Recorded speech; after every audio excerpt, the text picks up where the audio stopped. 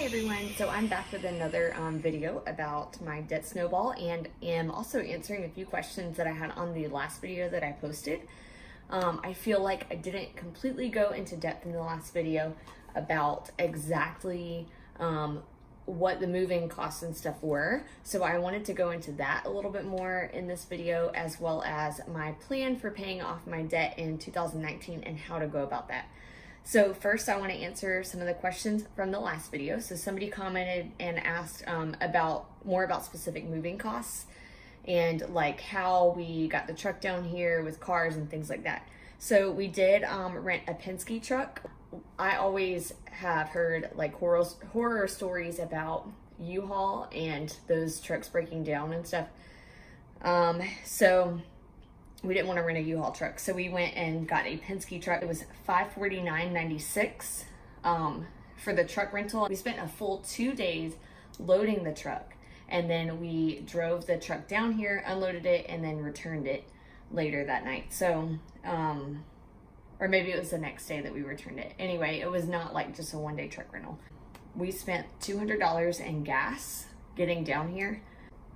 So total, that truck was, what is that? $749. At the end of May, beginning of June, we got to come down to South Florida to apartment hunt, meet our new students, see a concert. We stayed with a really nice family who, since we drove separately down, they let Christian leave his car at their house and it stayed there until we moved. So that was so nice of them and saved us so much trouble with having to tow a car.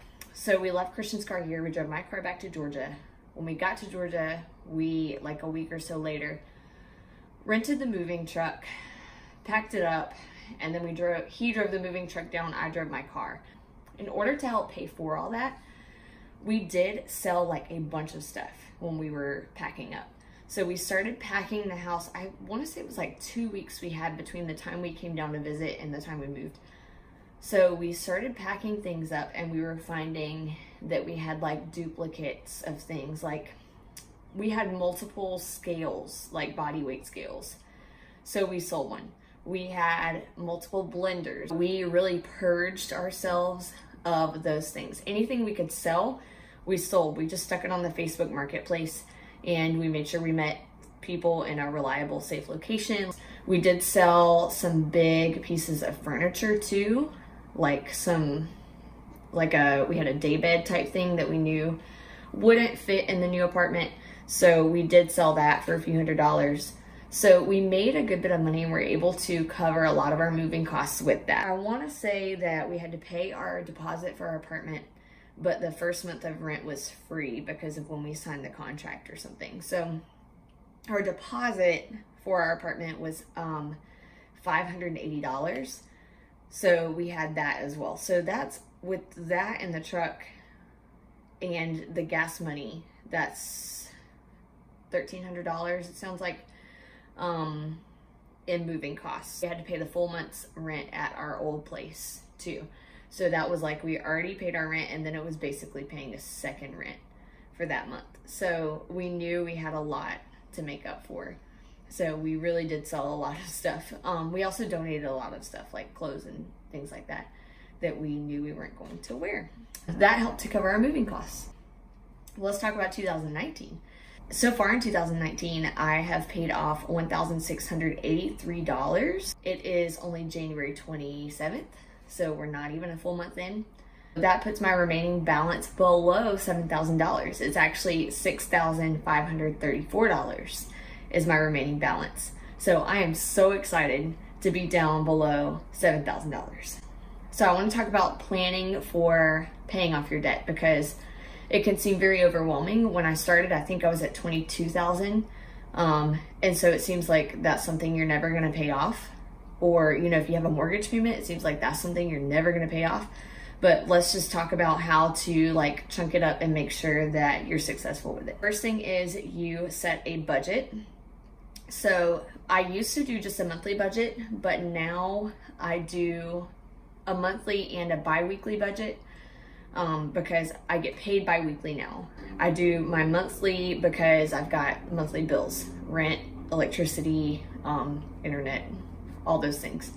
So I set the budget. I go through and basically just first put in my essentials. So all of my bills for the month, my debt minimum payments, all of that stuff.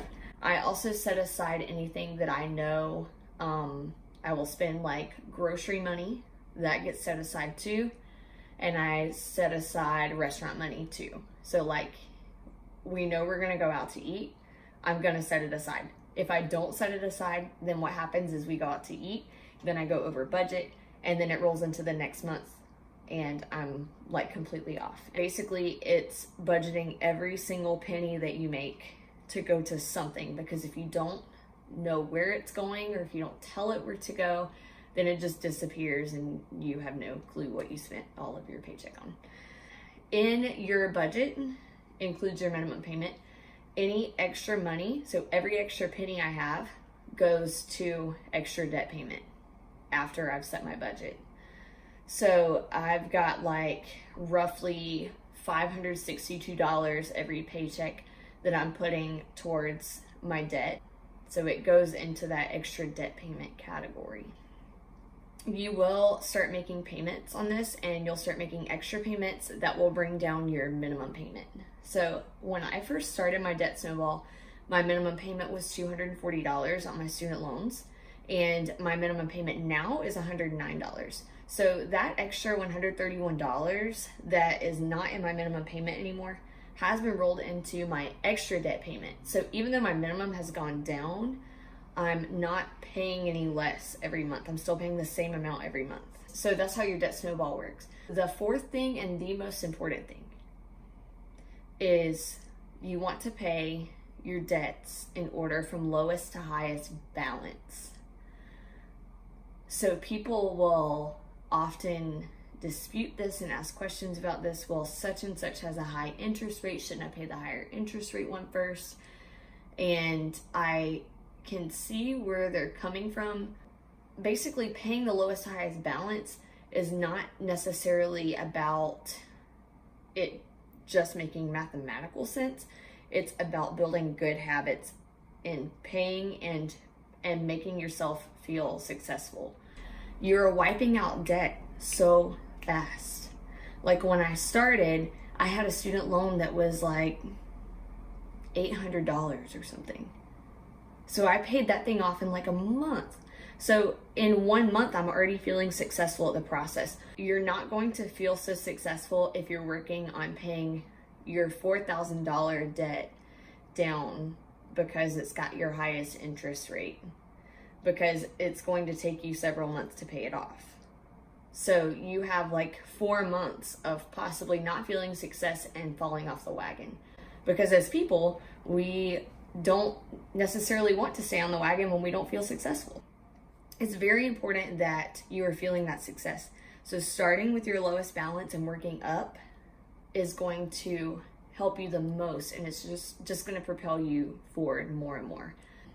Basically, that's how you can start your plan. So there's a 4-step process, just to review. You set your budget, you make every penny that you earn go somewhere. Take every extra bit of money that you have and you're putting it towards your debt snowball. The third thing is when your minimum payment decreases, you take the difference and you put it into your debt snowball. Number 4 is pay the lowest to highest balance so that you can feel success and so you can work quickly through the majority of your debt and then move on to those big things. So next time I make a video, I should be under $6,000 in my remaining balance, which is amazing. It should be in the 5,000 range. I hope you've had a great first month of 2019. That's it for today.